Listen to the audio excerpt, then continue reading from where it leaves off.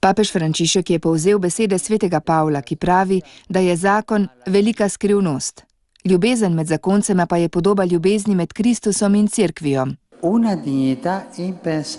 Gre za nepojemljivo dostojanstvo, je poudaril sveti oče.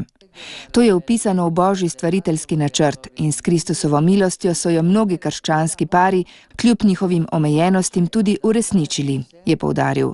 Nato je razložil Pavlovo pojmovanje ljubezni med zakoncema, ali kakor on pravi, podvrženosti drug drugemu. Mož naj bi ženo ljubil kot svoje telo, pravi Pavel, kot je Kristus ljubil svojo cerkev in dal svoje življenje zanjo. Po papeževih besedah je moral biti izjemen učinek teh Pavlovih besed v prvi krščanski skupnosti, saj poudarja ljubezen in dostojanstvo ženske.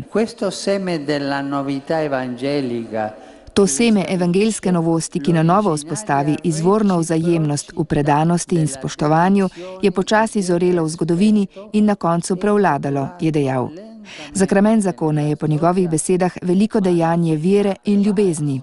Pričuje za pogum verovati v lepoto Božjega stvariteljskega dejanja in živeti tisto ljubezen, ki nas spodbuja, da gremo vedno preko nas samih in tudi preko lastne družine.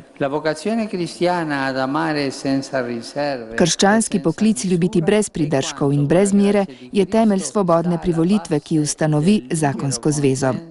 Odločitev za poroko v Gospodu pa po papeževih besedah vključuje tudi misijonsko razsežnost, kar pomeni biti v srcu pripravljeni, biti pot Božjega blagoslova in Gospodove milosti za vse. Tako se cerkev vedno znova obogati z lepoto zakonske zveze, hkrati pa se osiromaši, ko ta razpade, je poudaril papež.